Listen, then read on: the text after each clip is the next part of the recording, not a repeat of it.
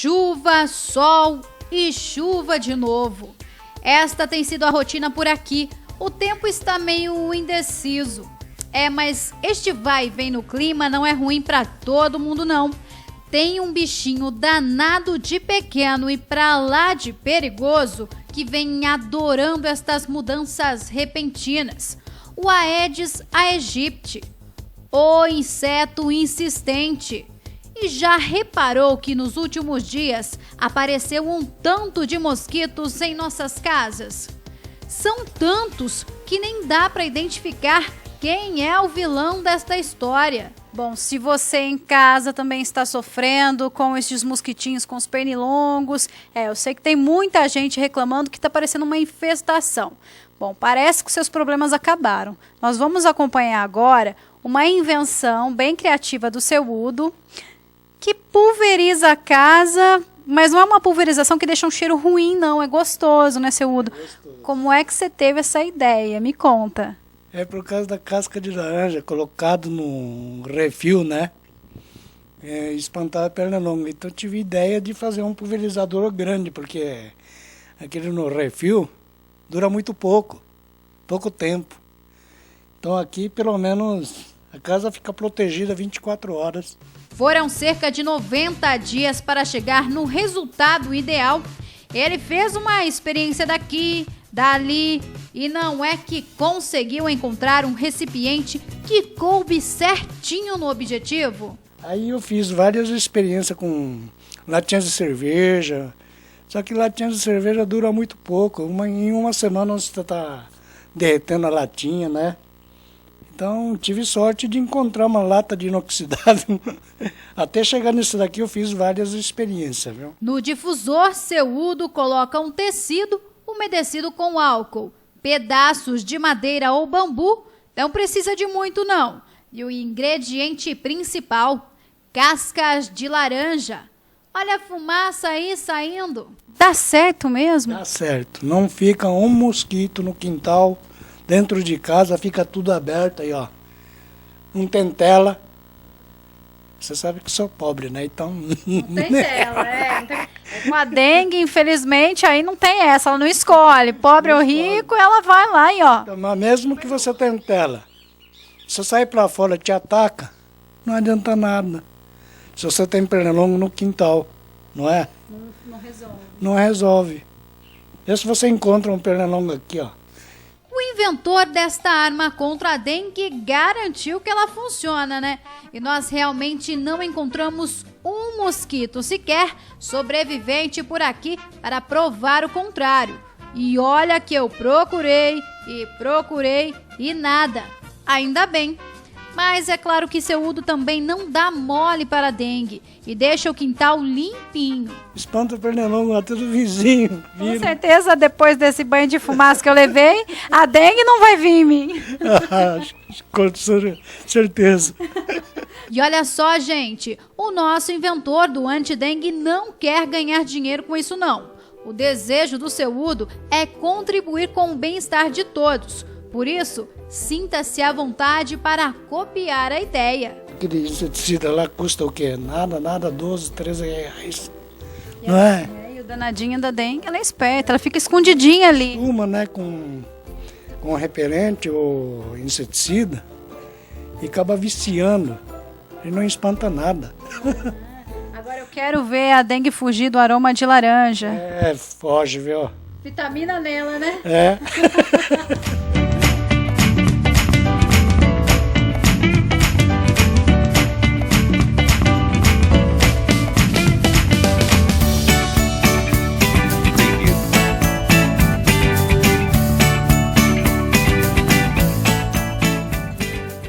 Vale a pena testar, mas como você conferiu na reportagem, além do repelente, é preciso eliminar criadouros. E não é só da sua casa não, tem que ficar de olho no trabalho, no vizinho. E é para falar sobre esta incansável luta contra o mosquito transmissor da dengue, chikungunya e também zika vírus, que nós estamos recebendo ao vivo no estúdio a doutora Joana Barreto Jones, da Vigilância Epidemiológica, e o Dr. Pedro Paulo Barreto Furtado, diretor do Departamento Municipal de Saúde. Sejam bem-vindos, doutor Pedro Paulo, doutora Joana. Obrigada. Prazer conversar com você. Interessante, né? A invenção do Udo. Interessante, mas é um pouco preocupante a quantidade de fumaça que parece Sim, que exala. inalar. Então, assim, eu fico um pouco preocupada Mas- de você trocar um risco pelo outro ali Mas e vale a ficar pena inalando a tentar. fumaça. Ainda o essencial é eliminar o criador criadores, mesmo. né? Sim, doutor. Não, concordo com a Joana. Acho que todas as maneiras que você puder repelir o mosquito são válidas, mas A efetiva? A efetiva realmente é a eliminação do criador, do A potencial gente tem criador. acompanhado, doutor Pedro Paulo, que a dengue, né, se tornou um problema nacional, mas cada um mais próximo de si tem que se virar e dar o seu jeitinho brasileiro de combater. Aqui em Mococa, quais ações o departamento tem realizado para combater o Aedes aegypti? Então, nós temos trabalhado em cima do combate ao Aedes, ao mosquito, desde o início do governo da Maria Edna. Nós criamos a sala de situação da dengue, porque já era uma preocupação, né? Em 2013, antes de chegar em 2013, eu conversando com a Joana, que já estava prevendo que ia ter um surto muito grande nesse ano no ano de 2015, né? Sim. 2015 que nós tivemos, realmente explodiu. 2014, 2015, né? Então, nós criamos a sala de situação da dengue, onde existe um envolvimento dentro da prefeitura de vários departamentos, né? Desde o departamento de saúde, o departamento de educação, o departamento de meio ambiente, enfim, nós criamos a sala de situação da dengue, onde periodicamente nós passamos a discutir ações para combater realmente o mosquito. E fizemos muito trabalho de mutirões, trabalho de informações para as pessoas, reciclamos os nossos agentes, né, de endemias, foram várias capacitações que eles receberam. A própria Joana, que é a coordenadora da vigilância, participou de muitas reuniões fora de Mococa, em Campinas, em São João da Boa Vista, São Paulo, enfim. E apesar de tudo isso aí, apesar de todo o esforço, infelizmente, o ano passado nós tivemos aquele surto, Um grande número de e casos. que maltratou muito toda a nossa população, sofreu muito, a população realmente sofreu com o surto. E os trabalhadores nossos, principalmente os trabalhadores de saúde, eles também foram muito... A demanda foi muito grande. Foi muito grande, foi assim... Para capacidade de atendimento. Foi muito... Mas isso acho que foi assim, de um modo geral. Né? Exatamente, e foi muito maçante. Então, assim, e hoje, nesse momento, nós ainda estamos extremamente preocupados, porque nós estamos assistindo aí que o problema ainda não está dominado nem em Mococa e nem na região. Então, por isso que está sendo uma das razões que nós estamos participando desse mutirão, que é um mutirão regional, né, patrocinado pela IPTV, para poder combater a dengue. Nós determinamos um bairro de Mococa, 10 bairros, para poder trabalhar, mas, na verdade, a intenção nossa é realmente sensibilizar a cidade inteira do problema. E hoje a gente vê todos os canais de televisão, toda a mídia está soltando muito, falando muito sobre o problema.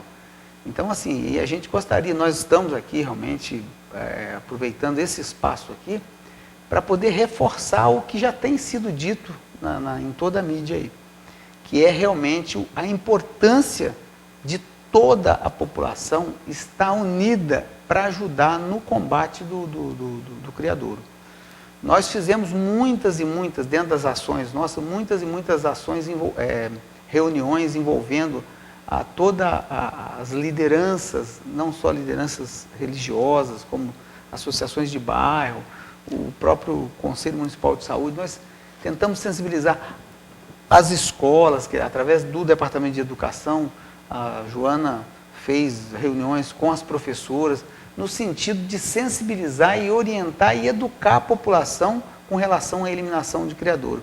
E quando a gente fala eliminação de criadouro, Chico, a gente fala assim, aí não é só o que é potencial criadouro, mas toda a parte do lixo, né, para a gente dar o destino correto para o lixo da nossa cidade. Entendeu? Aproveitando então, nesse mutirão do dia 30, nesse sábado, dia 30, o que a população deve fazer para colaborar com a realização?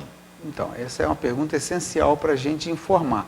Então, dia 30, nós vamos fazer, a equipe que vai participar desse mutirão, nós vamos nos concentrar lá na Unidade Básica de Saúde da Mocoquinha, às 7 horas da manhã, e às 7h30 nós vamos ter uma apresentação rapidinho de um teatro que tem, quem coordena é a coordenadora da unidade lá, a Rita, é coisa de 15, 20 minutos, e em seguida nós vamos partir para a ação. Qual é essa ação? Nós vamos percorrer, então, todos os bairros da Mocoquinha e adjacências, depois a Joana pode citar o nome dos bairros, no sentido de recolher os possíveis criadouros que as pessoas vão colocar na rua. Então, os caminhões da prefeitura vão passar recolhendo. Então, tem equipe com caminhão, o que nós já fizemos, só que nós não vamos entrar nas casas. Sim. Nós vamos só pegar recolher o que as pessoas colocarem para fora. Na quinta e na sexta-feira, amanhã e na sexta, nós vamos panfletar todos esses bairros, orientando as pessoas para retirarem, a todos os munícipes moradores nesses bairros, para retirar o que ele tem de potencial criador de dentro das casas e colocar nas calçadas que os caminhões vão passar para retirar esse material. Perfeito. E, perdoe, só para complementar, e nós vamos ter também, além das equipes que trabalham com a gente no Departamento da Saúde, no Departamento de Meio Ambiente, nós vamos ter também alguns voluntários que nós vamos passar nas ruas recolhendo os possíveis criadouros que tiver na margem das ruas, principalmente das principais ruas ali desses bairros. Tá certo, doutor. Doutora, em que bairros será realizado esse mutirão? Qual foi o critério para a escolha deles? E a partir de que horas a população já deve estar se mobilizando, né? Não só sensibilizar, mas se mobilizar, né? Tá, então assim, mobilizar desde a sexta, assim, eu acho que o trabalho começa no dia anterior, que é procurar os possíveis criadouros e pensar onde que pode estar. Tem alguns criadouros que não são colocados para fora, Sim. que a gente vai observar calha, caixa d'água, então escoamento de água pluvial. Essas coisas também têm que ser observadas, porque é um dia para alerta, né? É um dia para pensar na dengue, pensar onde ela pode estar. Mas assim, então procurar, pedir ajuda das pessoas, porque normalmente a gente faz esses mutirões com o tiro de guerra, e aí a gente entra nas casas retirando. Dessa vez a gente não vai fazer isso, a gente vai até bater nas casas, alertar de que está acontecendo aquele trabalho. Mas a concentração efetiva é o recolhimento. Tem que colocar para fora, colocar na rua. Então, essa é a ideia. A gente escolheu a Grande Mocoquinha, a região da Grande Mocoquinha, Sim. dessa vez, porque nós tem alguns bairros-chave que a gente já trabalhou no final de 2015. Então, a Grande Santa Rosa, a Grande Coab 2 e a Grande Vila Carvalho. As então, macro-regiões. São áreas importantes da cidade Sim. que já foram exaustivamente trabalhadas em 2015. E o bairro da Mocoquinha também foi trabalhado, mas ainda não tinha assim, tido uma ação efetiva dessa natureza. Não é efetiva que eu digo, mas assim, tão grande, tão intensa. Então, foi uma chance que a gente teve de trabalhar lá nesse bairro, nesse momento. E aí a ideia é ir voltando nos outros depois, à medida que o tempo for passando. A pergunta que eu fiz foi no sentido de que o telespectador que nos assiste perguntou assim, mas e no meu bairro não vai haver, né? Então, a gente vai fazendo essas ações itinerantes. Não dava para trabalhar o município inteiro nessa ação regional. A gente tinha que escolher um bairro para fazer um mutirão bem feito, senão não dá. A gente não consegue num sábado fazer a cidade inteira. Então, assim, quais são os bairros que a gente vai trabalhar nesse, que eu chamo de Grande Mocoquinha? Então, Gil do Geraldo, Nelson Niero, Jardim São Francisco, Ari Estevão, Samambaia, Santa Cruz, Mocoquinha, Vila Naufel, Jardim Mazieiro e Jardim São Pelegrino.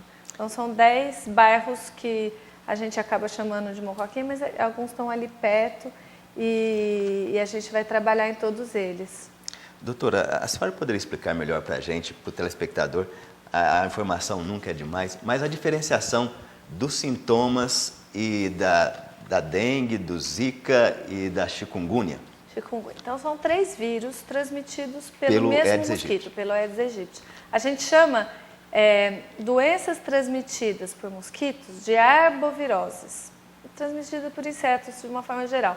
Nesse caso, são 3 transmitidos pelo mesmo mosquito, que é o Aedes aegypti, que está dando trabalho para a gente há um tempão, né? Tá fazendo sucesso esse mosquito. Por causa da dengue. Ele também transmite a febre amarela. Então, assim, são várias arboviroses, então são vírus, eles são vírus parecidos, meio primos, mas não são idênticos, eles têm algumas diferenças. Então, a pessoa que teve dengue, ela pode pegar zika, pode pegar chikungunya, pode pegar febre amarela. Então, até isso é um fator, assim, complicador.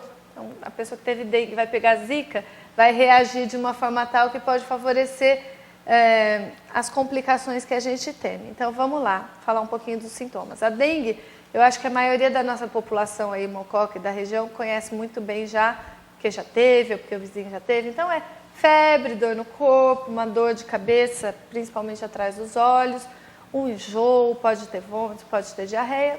Geralmente, lá pelo 4º, 5º dia, pinta o corpo, né? Então, ou não pinta, só dá coceira, ou nenhuma dessas coisas. Então, ela é uma doença que pode dar desde quase nada até quadros muito graves que levam o paciente à internação e podem matar. Então, é uma doença muito variável, a dengue. O Zika, ele entrou recentemente no nosso país e a gente começou a ouvir, o Zika... Por conta da encefalia, né? Microcefalia. Então, antes da história da microcefalia, a gente estava muito tranquilo em relação ao Zika. Por quê? Porque é um vírus que dá um quadro mais leve que o vírus da dengue. Então, a febre pelo vírus Zika é uma doença que muitas vezes nem dá febre, a pessoa fica pintada, coça, tem esse exantema que a gente chama, semelhante ao que acontece na dengue, mas ela não fica mal, ela se recupera rápido. É uma doença mais leve, benigna, passa uma semana, sara. Então, quando chegaram as primeiras notícias do Zika no Brasil, a gente ficou tranquilo. A gente, eu digo, como vigilantes, né? E aí, agora, em 2015, ou seja, muito recentemente, os estados do Nordeste começaram a perceber o aparecimento da microcefalia nos bebês de lá. E aí, as pessoas foram associando a presença do vírus em meses anteriores com a presença de microcefalia e depois encontraram o vírus dentro do líquido que tem lá no útero da mulher grávida, nos bebês que estavam com a microcefalia. Então, são vários fatores que levam a gente a crer que realmente o vírus Zika está relacionado com os casos de microcefalia.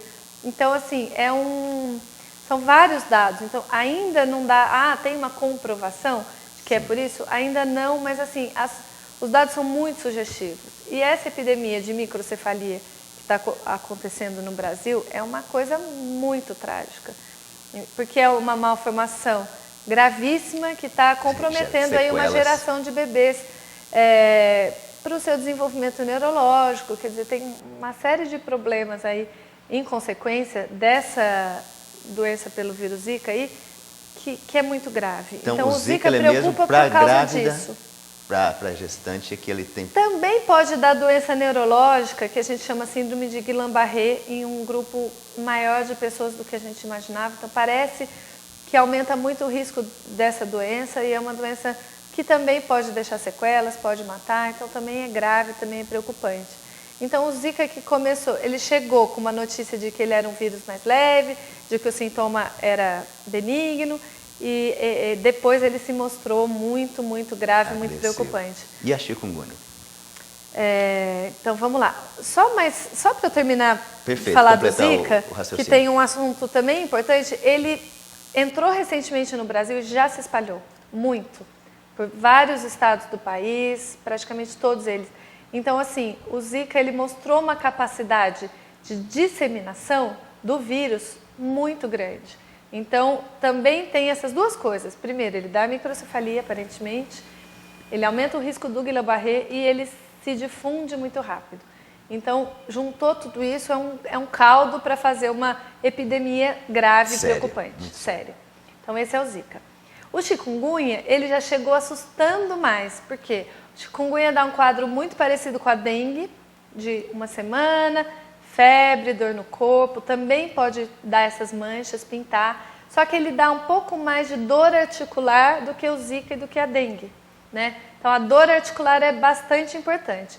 Aí passou uma semana, melhorou, em geral vem uma segunda fase de sintomas, aí é com muita dor articular, já não vem tanta febre, não vem os outros sintomas, muita dor e edema e inchaço mesmo nas juntas, então é uma doença que dá uma artrite, né? E ela pode ficar uma artrite crônica, que pode durar bastante tempo, levando o paciente a ter que tomar uma série de medicamentos cronicamente, então limita a capacidade de trabalho, então muitas vezes é uma dor e uma artrite incapacitantes, que levam a pessoa ao afastamento, realmente não conseguem trabalhar. Então ela assustou muito por isso, por ser uma doença incapacitante. Só que ela não está mostrando a mesma capacidade de disseminação. Então o chikungunya ele entrou antes do Zika e ele ainda está restrito lá à região Nordeste, Centro-Oeste, ele ainda não se disseminou pelo país tanto. Então, parece que ele é mais calmo nesse sentido, assim, no sentido epidemiológico mesmo, de disseminação. E o Zika não. O Zika ele é rápido, está se mostrando explosivo. Né? Tá certo. Doutora, já a Anvisa sinalizou com relação à vacinação ou a vacina para dengue?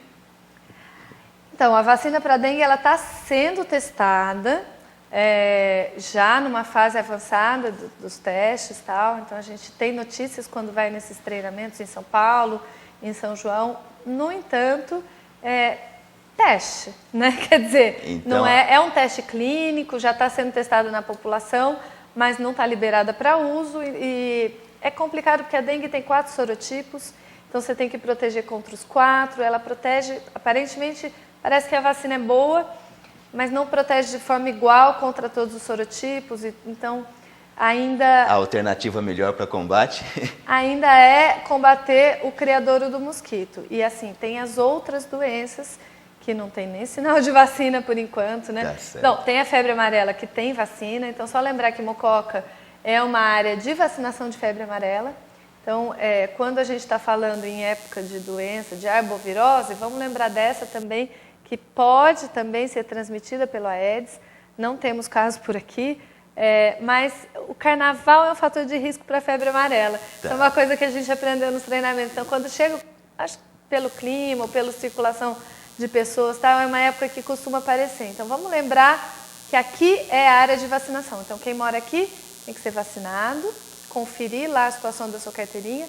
E quem mora fora, então vai vir os parentes para cá, liga para ele, ó, para vir para cá, de São Paulo, por exemplo, porque São Paulo não é, tem que vir vacinado. Tá. Então, obrigado por mudando um pouco de assunto, tá certo. mas é que faz parte. Tá ok. Doutor, então para a gente fechar, esse mutirão no sábado, dia 30, colaboração da população. Então, isso aí é o fundamental. Nós sabemos que 80% dos casos de dengue, a origem é dentro das residências das pessoas. Então, daí a importância realmente de haver a colaboração da comunidade. Quer dizer, se cada um cuidar do seu quadrado, vamos dizer assim, se cada um cuidar do seu quintal, cuidar da sua casa, eliminar os criadouros, e eliminar criadouro é ver mesmo recipiente, calha, igual a Joana falou, caixa d'água. Tem que ver se a caixa d'água está tampada, tem que ver se as calhas não têm acúmulo eventualmente de folha nas calhas que esteja acumulando água. Então, assim, isso aí é fundamental que a população se acorde para isso aí, porque o problema, a Joana já acabou de colocar, ele é muito preocupante. Então, realmente, o envolvimento das pessoas vai ser fundamental. E isso a gente está falando aqui não é só desses bairros que nós vamos fazer amanhã, no sábado, perdão, o mutirão, e sim para todos os bairros da cidade. Acho que o envolvimento, gostaria sim de chamar a atenção para todas as lideranças que puderem nos ajudar, as lideranças religiosas, os professores dentro das salas de aula, porque assim é importante, porque a criança, quando você aborda esse assunto com a criança leva muito a sério esse tipo de problema. Então, eu tenho certeza que nós precisamos realmente do envolvimento de todos.